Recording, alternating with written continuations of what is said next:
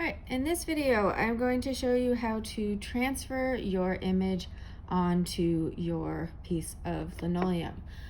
So en este video voy a enseñarte cómo transferir su imagen a un pedazo de linoleum. So for this you're going to need, of course, your image, which I'm now going to remove from my picture. So vas a necesitar su imagen que estaba retrasado. You're going to need your piece of linoleum. For this, we're using NASCO Easy Cut linoleum.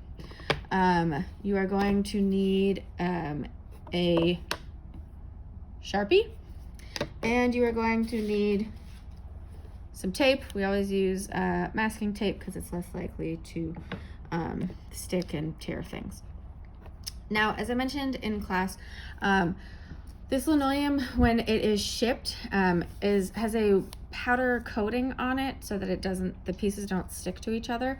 That might happen with whatever linoleum you are using. So before we do this process, we just quickly rinse it off and dry it. Make sure it's really dry so that the tape will stick and the image will stick as well. So este tipo de linoleum tiene una sustancia blanca. Cuando agarramoslos necesitamos que lavarlo un poquitito y secarlo muy bueno antes de empezar este proceso.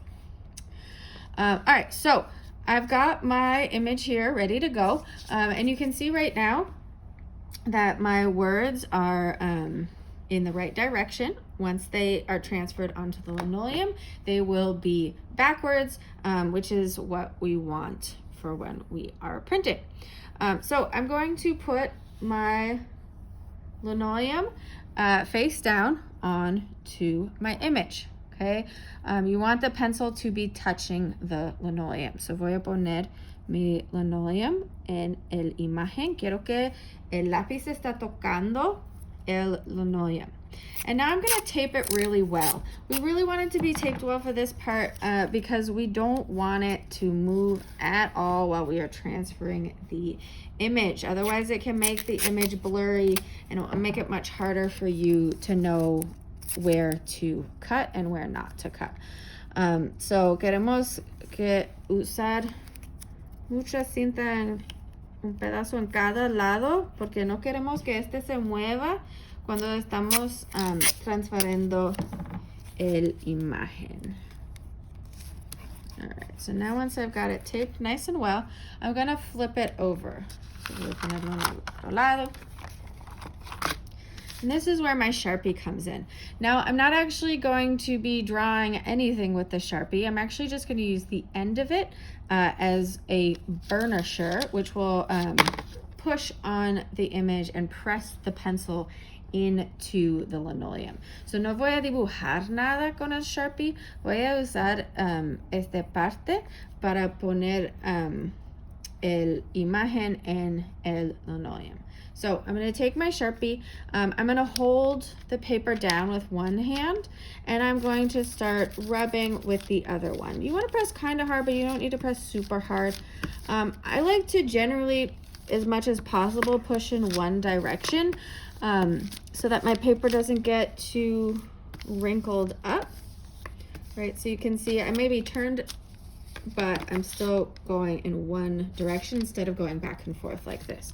So yo me gusta cuando puedo ir en una dirección en vez de hacer como esto, para que el papel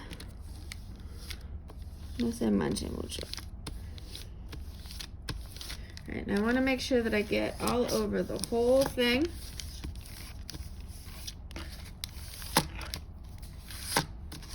Okay. Now, as I peel the paper off, I want to move kind of slowly because I want to make sure that everything transferred really well. And if it didn't transfer well, I want to be able to put the paper back down in the exact same place. So that's why I'm going to peel kind of slowly. So voy a tomar el papel un poco despacio porque quiero asegurarme que todas sus partes se transferó, y si hay un parte que no se transferó, quiero que puedo poner el papel en exactamente el mismo lugar. So I pull up, it's looking pretty good. Seeing all my lines transferring. So mira, muy bueno. Puedes ver todas esas partes, todas esas líneas. I think that looks pretty good, so I can peel it off now.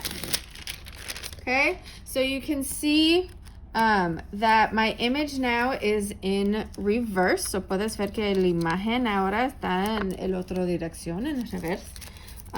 So my letters look backwards, which is what I want, right? Because when I print, they'll go reverse again and turn in the right direction. So if you have words, make sure that at this point they are backwards. Si estás usando palabras en su diseño, asegúrese que en este tiempo que son en reverse. And so now this is ready to be carved. My next step is to decide whether or not I want to carve the black parts or the white parts. As we discussed in class, for me, it would definitely be easier to do the black parts. I think it makes the most sense for me to cut out the black parts and leave the white parts, right? But for your design, maybe that's not the case. And you can really decide which one you want to do, but once you decide, you just need to make sure to stick with that. If you're cutting the white parts, always cut the white parts. If you're cutting the black parts, always cut the black parts. Right, so la última cosa que tengo que hacer antes de cortar es decidir si voy a cortar los partes negros o los partes blancos. Para mí, yo voy a cortar los partes negros porque tengo muchas áreas blancas y menos de negro y va a ser más fácil.